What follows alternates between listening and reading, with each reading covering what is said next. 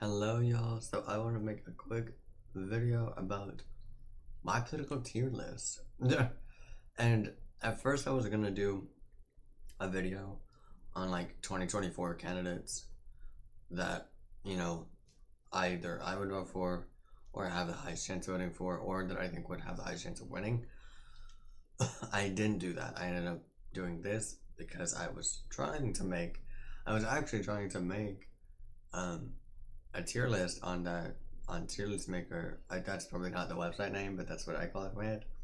Anyways, and it just wasn't working. It wasn't working. So I was like, okay, let's just do it manually, basically. And I have 4 tiers. I have fourth tier. People who I would vote against. Fourth tier. I have 4 tiers. 4 being I would vote against you, as you just saw. 3 being I wouldn't vote for you, but I wouldn't vote against you. 2 being I would unenthusiastically vote for you. And then number 1 is obviously enthusiastically vote for. And now again, before I go into this, I would consider myself more of a populist right winger, like center right populist type beat. So, and you may disagree, and that is totally fine. It's just personally mine. Anyway, so 4th tier. Would vote against. Yeah, basically any of the establishment. Mitt Romney. He's so establishment, it's ridiculous. And he was booed off stage at his own, I think in his own state of Utah. Lindsey Graham, he's voted.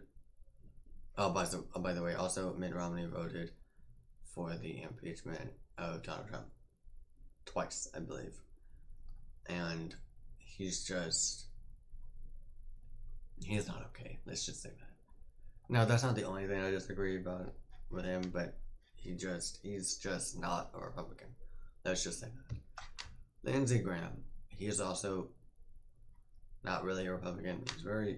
He's voted for so many Biden nominees. He's voted for Democrat bills in the past, and he's from like South Carolina. So he's from a southern state voting for Democrat bills.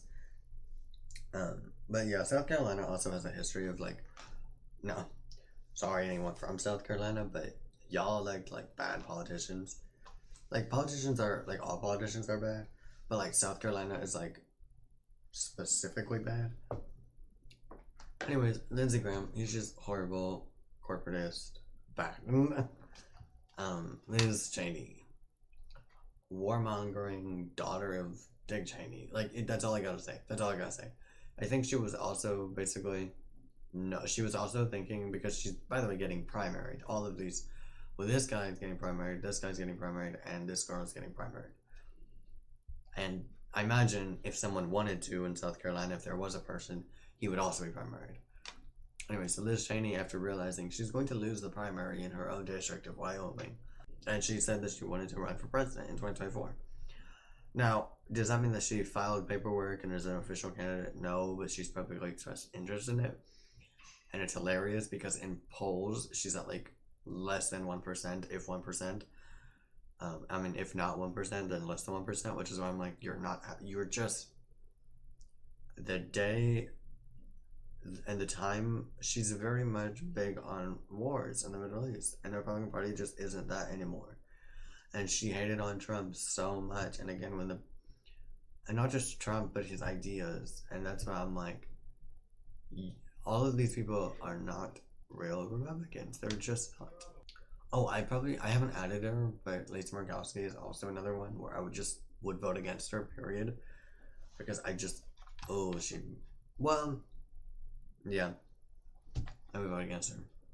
And the best of them all, the one that I just, the most,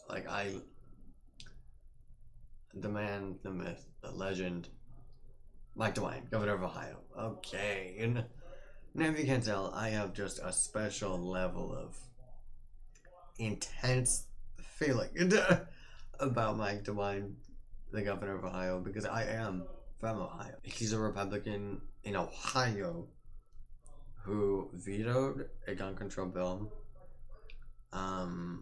raised gas taxes immediately, by the way, into his term. Was one of the first governors to put in mask mandates and held them out for so long. Like they only I believe it was only this July. Yeah, I think it was this July 2nd or something, or June 2nd. It was either June or July of 2021 that he rescinded his mask mandate. I said, what? Anyways, yeah, I'm voting against him. Period. End of story. I don't like. I would vote for the Democrat opponent, even though I don't usually vote for Democrats. Like, I think the only reason why I wouldn't vote for his opposition. No, actually no. The Republican legislature is about to become 2/3 majority, so they're gonna get a veto-proof majority anyways. Yeah, I'd vote for his opposition. You either get a Democrat, Rhino Republican, or you get an actual Democrat governor. That's gonna be a lame duck. So that's why I'm like, yeah, basically all of these have a level of establishment, corporatist, just not even trying to, because a lot of Republicans in the House and Senate are corporatists and are establishment, but they at least don't like come out and like these. Well, 3 of these people have actually come out against Donald Trump, I believe, and are hard against his message, which the Republican Party just isn't doing anymore, and like they're not what they were. And I say that because I think these 4 people really do live in, at least these 3 of the 4 people, because Lindsey Graham really tries to act like he's, you know, a MAGA, and at the very least like a America First politician, and then turns around and portrays all of it. While these 3 don't even hide it. They don't even hide their disliking of America First ideas and just general right-wing stuff. And then a third, but yeah, the third tier is I wouldn't vote for them nor against them. Now, Scabbard, I'll get to her last So, Mike Pence.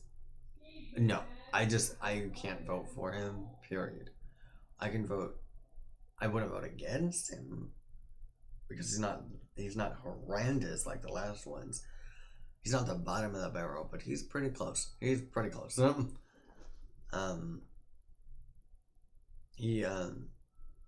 just, Mike Pence is something else. He really, it seems like, tried to distance towards the end of the presidency. He distanced himself from Trump, and is also just establishment. And Chris Christie, former governor of New Jersey, again, and Chris Sununu, but Chris Christie is worse than Chris Sununu. It's just these 2 are not horrendous. They're just not good. Yeah. So they're good, in my terms, good on some issues, kind of. They're like, meh. I wouldn't vote for them, and I wouldn't vote against them.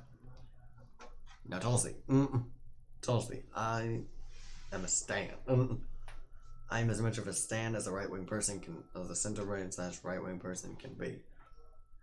Because I am the type where I just can't vote for her because she's still a Bernie girl, I believe. But I do think that her, war stances are actually left-wing. Like, the left wing and what the left was trying to be a decade or more, or no, 2 decades ago. And I don't say that as like, oh, she's trying to be like an old-fashioned, like she's not keeping up with the party. I say that as like, Democrats used to at least attempt to put on a mask of peace and like trying to be peaceful and not declare wars all the time. And Tulsi, as someone who went to the war, she's realized that these endless regime change wars are not okay, and they don't work, and they just waste money, and it's just for the military industrial complex. So anyways, So while I can't vote for her because at heart she still is a Bernie girl who's way too progressive for my liking, I would not vote against her either.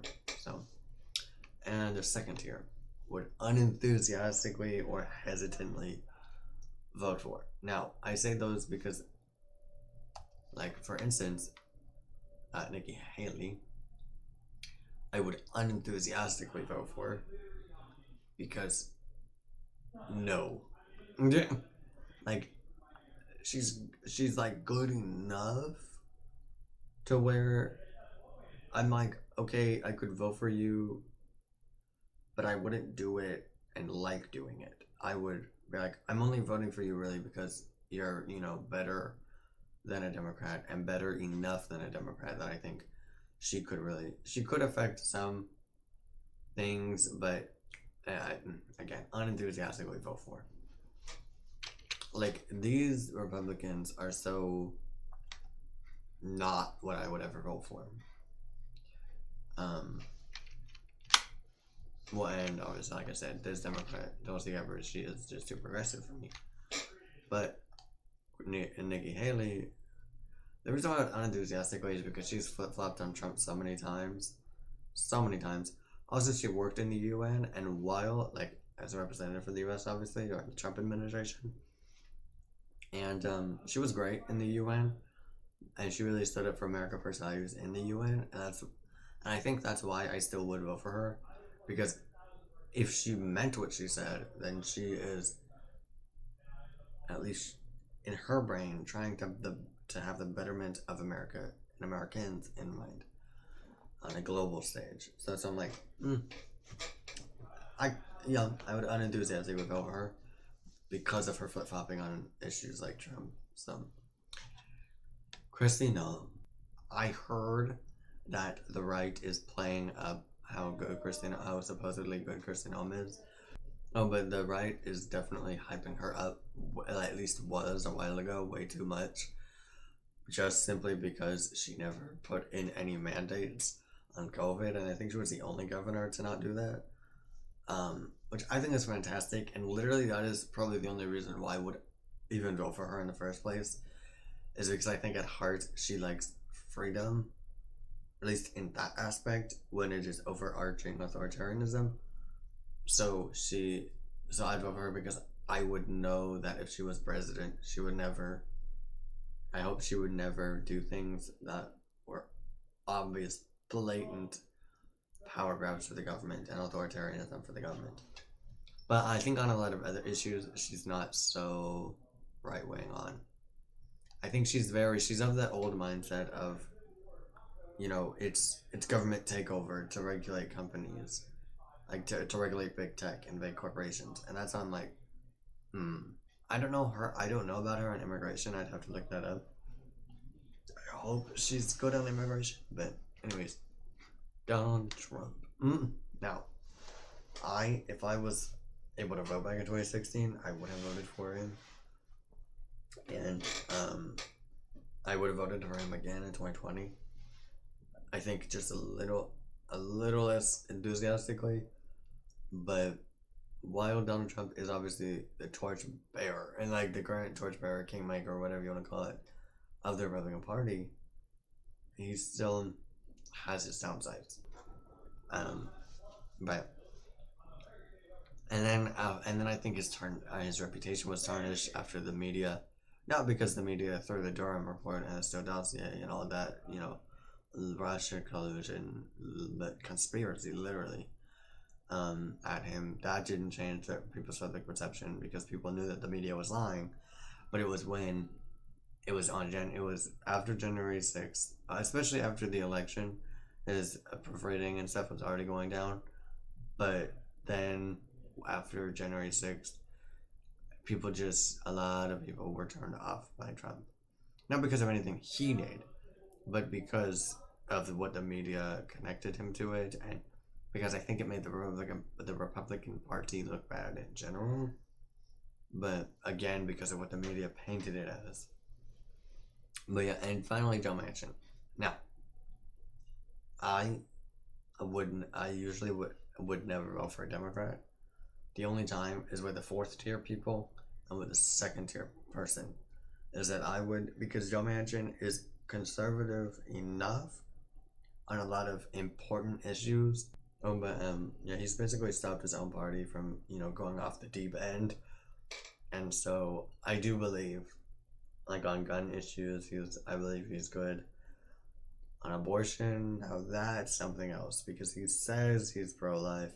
He said he was pro-life in, I believe, in campaign ads, and then didn't defund Planned Parenthood and tried to make up reasons why. So I said, are you just pro-life for the cameras, or are you actually pro-life? He's the moderating force in the Democratic Party right now. Him and Kirsten Sinema unenthusiastically vote for these two and hesitantly vote for these two. But yeah, I would hesitantly vote for Joe Biden because not Joe Biden, Joe Manchin. I would never vote for Joe Biden, but hesitantly vote for Joe Manchin because I'm like, his Republican challenger at that point would probably be a McCain, just stupid. Like if Mitt Romney versus Joe Manchin, I would hope Joe Manchin wins, and that's just a fact. Anyways, first tier. I know I gotta wrap this video up. It's over 20 minutes long. At least the recording, it's over 20 minutes long. Enthusiastic would vote for it. Now, as you can tell by this array of men, I very much have a certain ideology. I think I would take Tim Cotton off because Tim Cotton is not as I don't remember what it was, but I figured something out about him. I think was he a part of the quote unquote bipartisan group of senators that did something for the Biden administration? Or it was either on a gun issue or it was on spending issue. It was on some issue that I remember reading that he actually voted with the Dems on stuff.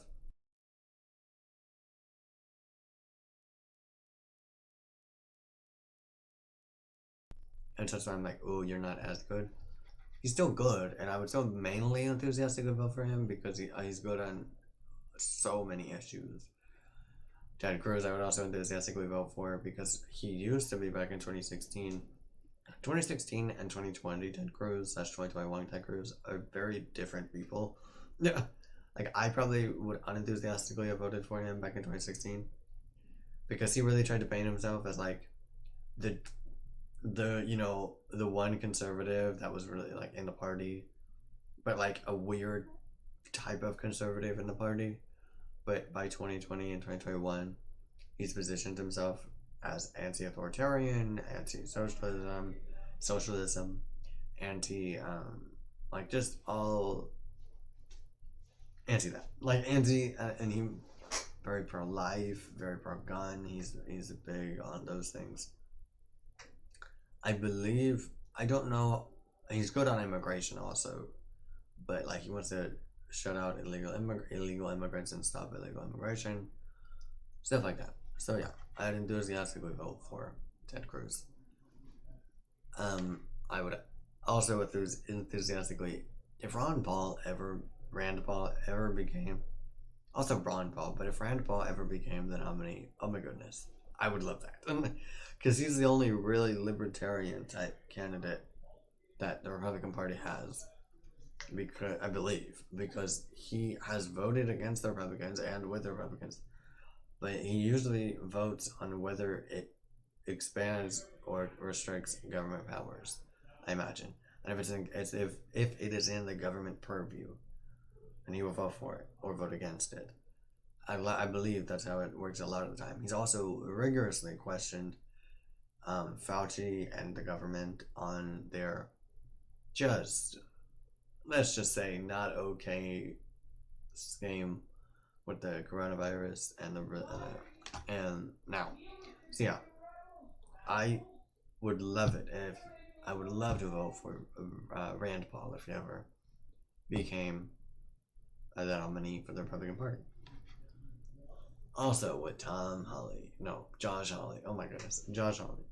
He's also another one who's fiercely out there about being anti-establishment, being anti like socialism, being anti illegal immigration. I think he also supported decreasing. I don't know if it was either him or Ted Cruz that also supported a decreasing of legal immigration. That the like getting rid of immigration quotas, all that stuff. So he's good on a lot of issues. He's also obviously all of these people are pro-life. So I think Rand Paul is pro-life, but I think all of these people are pro-life. So as you can tell, I am pro-life. But anyways, and so Josh Hawley, I would also enthusiastically vote for him, campaign for him, just as I would probably campaign for Rand Paul. Actually, I'd probably campaign for 3 out of the 4 people. I wouldn't for him because I don't know enough about him. I know enough, quote unquote. I've seen some things to where I would enthusiastically vote for him. But out of all 4 of these men, I am the least knowledgeable on Tim Cotton from Nebraska or Arkansas. I think it's Arkansas, not Nebraska. But yeah, that is my video. Basically, to go over it, to generalize it, I would vote against the establishment every single time. Every single time. Wouldn't vote for or against establishment, just backstabber, but also New England Republicans and 2 progressive, but only good on 1 or 2 issues, Democrats. Would unenthusiastically vote for people who supported the Republicans who supported Trump, but then flip-flopped like she did, but also or made a big contribution to the right by her by Christine Noem not shutting down, and she also made a big contribution in the United Nations, making America first to China known in the United Nations. So I would again unenthusiastically go for those 2 because I'm like, you have redeeming qualities. It's just you also have not redeeming qualities and some bad qualities. Now, am I trying to say that I want politicians to be perfect? Absolutely not, because that's unrealistic. But like, you need to be good on a wide array of issues. Like, these people are good on a wide array of issues, especially these 3, the ones that I know the most about. Like, oh my goodness, they're so. Anyways, I'm fanning over them. I would hesitantly vote for Donald Trump because, like I said, his reputation among independents and Democrats is basically tarnished. And hesitantly vote for Joe Manchin because he's still a Democrat, which means he believes in things that I just don't. But I would hesitantly, because if he was up against an establishment rhino Republican, I would vote for him, and I'd rather have him win because I think he'd be at least somewhat more authentic, or at least somewhat more realistic and moderation than the Republican. And I would enthusiastically vote for people who are populist slash not conservatives, because I don't like the term conservatives, because there are some things like that the conservative movement has said that I just don't agree with. But mainly populists, people who fight for Americans and protectionism and for like protectionism, trade policies, pro-life policies, pro-gun policies, at the very least, lower government intervention, if not, because that's obviously what Rand Paul is big on, is low government intervention. Ted Cruz is also kind of on it, but I don't really see him. I only see him, which is why I'm like, you've been in politics a little too long, because the only time I see him talking about government intervention and big government is when the Democrats were doing it with the voting bill. Josh Hawley also, he's just amazing on, like, these people are all amazing on a wide array of issues. And yeah, they obviously still have faults, but I'd still enthusiastically vote for them because I genuinely support these 3 men, and for the most part support this guy. So yeah, that's my video, and I'll see you in the next one.